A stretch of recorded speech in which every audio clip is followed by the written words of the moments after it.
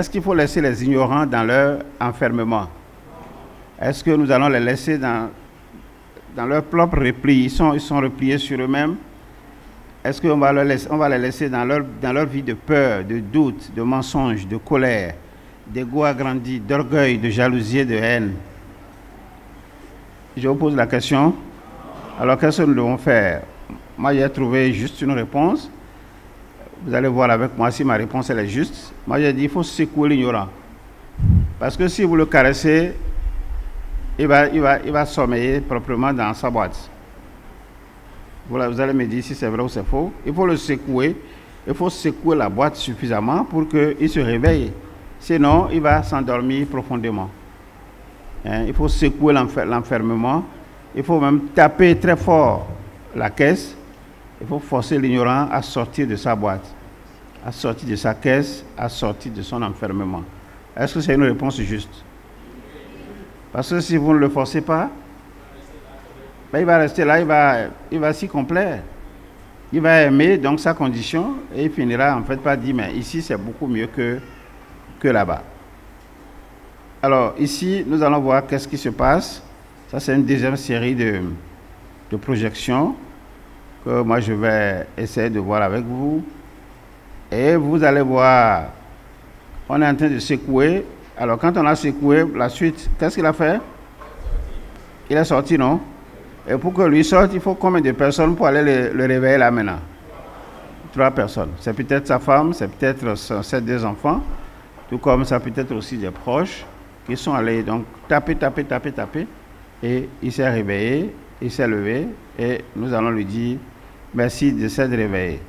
Dans ce cas présent, allez, on est en train de taper et puis finalement, il a jeté et il s'est... Voilà. Mais est-ce qu'il est sorti de la caisse? Il est resté encore à l'intérieur de la caisse, mais il a brisé une partie de la caisse quand même. Il a pu montrer sa face et une partie de son corps. Alors nous regardons le troisième exemple. Lui, on a dû ouvrir pour lui et jeter même la... Voilà, il est resté encore à l'intérieur de sa boîte et les deux sont en train de se voir, en train de se parler. Peut-être pourquoi tu es venu me secouer, je suis très très bien là où je suis. Et c'est toi qui es venu, là maintenant j'ai dû me lever.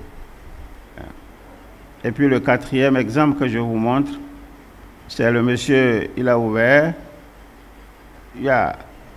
Bon, lui, il est complètement sorti. Oui, il est sorti. Il a failli même faire tomber son ami qui est venu ouvrir la caisse pour lui. Et puis, voilà. Alors donc voilà une expérience. Mais il y a des ignorants, même quand vous venez secouer, leur taper, et ils ne se réveillent même pas aussitôt.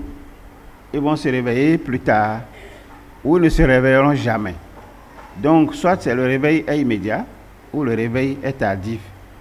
Et selon ce que nous allons voir ici, c'est la troisième série de projections qui exprime. Voilà, lui, il a réussi à sortir, mais il n'y a personne à côté de la boîte. Ça suppose que on est venu secouer la boîte il y a un moment, mais il a fini quand même par se réaliser qu'il faut sortir de là. Il est sorti, mais avec un peu de retard. Elle aussi, avec vitesse, elle a fini donc par sortir, mais il n'y a personne à côté qui a pu dire au départ, voilà. Donc c'est ceux qui se réveillent avec retardement. Lui, il a réussi à récupérer ses 3 enfants qu'il avait initialement mis dans la caisse. Et puis, voilà, un quatrième exemple. Voilà. Voilà, ça ouvre, ça jette, donc, voilà. Donc, elle a pu s'en sortir seule. Voilà, elle aussi, elle s'en est sortie toute seule. C'est des réveils tardifs. Voilà, notre ami, il a pu sauter tout seul. Et puis voilà, lui aussi, c'est le jeune gamin. Il est sorti tout seul, il a fermé la boîte et il est resté à regarder pour dire, mais c'est dans ça que j'étais depuis. Et puis, le 8e exemple, et c'est le dernier, ce n'est qu'une reprise de tout ce que nous avons vu, et puis chacun a pu sortir comme il a pu. Alors donc, quand nous regardons ce que nous sommes en train de dire, il y en a qui vont s'enfermer dans l'ignorance durant toute leur vie. Nous, nous disons non, il faut aller les secouer, il faut les réveiller, il faut même frapper très fort la boîte pour qu'ils puissent se réveiller. Alors, si c'est cela et que nous y arrivons réellement, qu'est-ce qui va se passer? C'est que nous allons approfondir la réflexion et établir ce que j'appelle des analogies.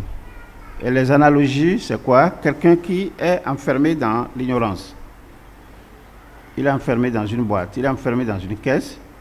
Ça reflète ce que j'ai souvent entendu dire, ce que j'étais avant d'entrer en contact avec l'ISEP. Et ce que j'étais, voici ça. Et là-dessus, moi j'ai parlé avec certains étudiants, il y a d'autres qui voudraient peut-être s'exprimer. Et ce que je suis en train de faire sur le parcours, voici ça. Et voici ce que je suis devenu. Donc, qu'est-ce qui a réalisé le déclic en moi? Voici les éléments.